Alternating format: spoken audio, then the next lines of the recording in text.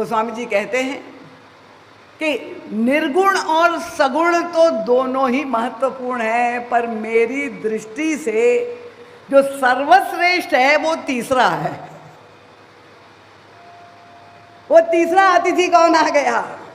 उनका ही निर्गुण नैननी सगुण और रसना राम सो नाम। उनका ये प्रभु का जो नाम है वो मेरी दृष्टि से सगुण और निर्गुण से भी श्रेष्ठ है। और इसीलिए अब इसको कहाँ स्थान आप देंगे तीसरे को? तो गोस्वामी तुलसीदास जी का प्रयोग आप देखिए, क्या विलक्षण है। यही सीखने की बात है गोस्वामी तुलसीदास जी से। क्या वैशिष्ट्य है? उन्होंने कहा कि जैसे आप के घर में अंधेरा हो, अंधेरे को मिटाने के लिए आप दिया जलाए, ठीक है। अब दिया जब प्रज्वलित किया और आपसे पूछा जाए कि दिया कहाँ जलाना है, बाहर जलाना है कि भीतर जलाना है? अगर आप कहेंगे बाहर जलाना है तो जहाँ बाहर जलाएंगे वहाँ प्रकाश होगा, भीतर अंधेरा होगा। अगर आप कहें घर के भीतर जलाइए तो उनका ठीक है, घर में उजाला हो जाएगा पर बाहर अंधकार छाया रहेगा। तो एक चतुर व्यक्ति ने कहा कि नहीं, बाहर और भीतर नहीं, आप घर की देहली पर दीपक रख दीजिए। देहली का मतलब क्या है?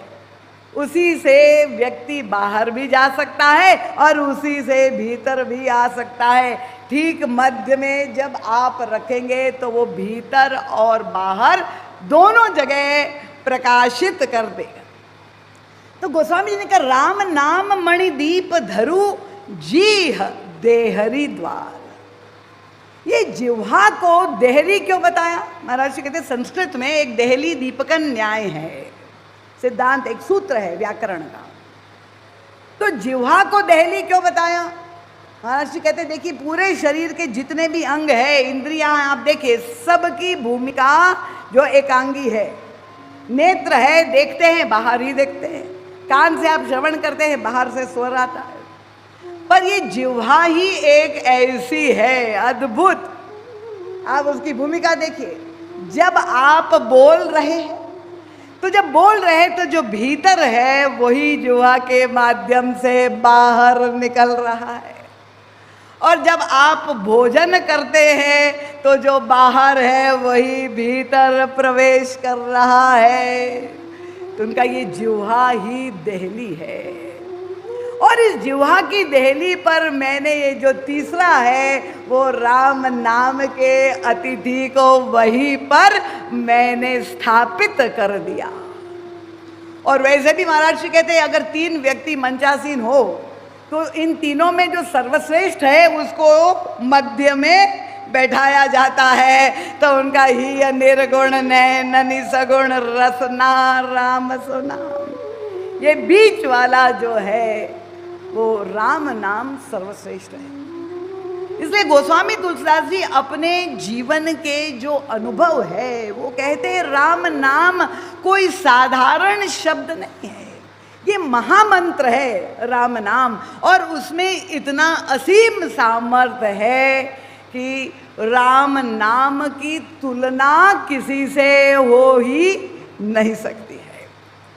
मेरे जीवन में मैंने जो कुछ प्राप्त किया वो कहते हैं वो राम नाम से ही प्राप्त किया। और परम पूज्य हमारे गुरुदेव, देखिए महाराज जी की साधना की तो मैं क्या चर्चा करूं।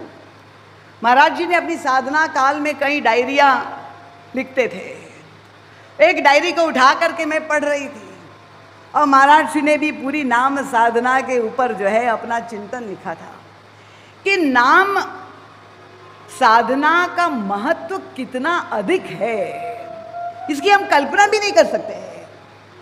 महाराज जी कहते हैं एक ऐसा साधन है, महाराज जी ने सूत्र में लिखे पॉइंट्स, एक ऐसा साधन है जिसको करने में आपको 1 रुपया नहीं, 1 पैसा भी खर्च नहीं करना है।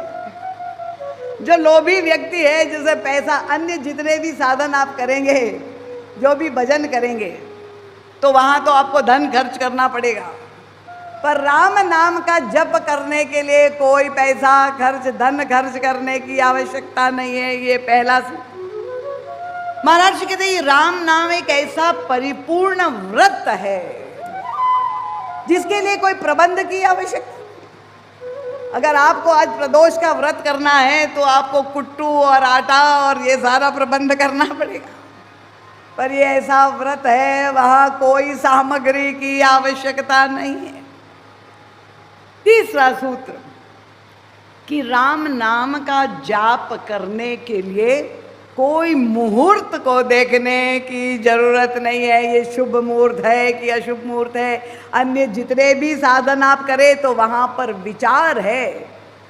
पर राम नाम की साधना के लिए न देश, न काल, न व्यक्ति, स्थान की पवित्रता, व्यक्ति की पवित्रता, स्पृश्यता, अस्पृश्यता, कोई भी नियम लागू नहीं पड़ता है। कौन अधिकारी है, कौन राम नाम का जप कर सकता है? क्या केवल श्रेष्ठ देवता सज्जन संत ही कर सकते हैं? उनका नहीं, दुष्ट से दुष्ट, बड़े से बड़ा पापी भी भगवान राम का नाम का आश्रय लेकर भवसागर पार जा सकता है। ये जो नाम इतना सरल, सुलभ, सिद्ध साधन है जो हम सबको उपलब्ध है।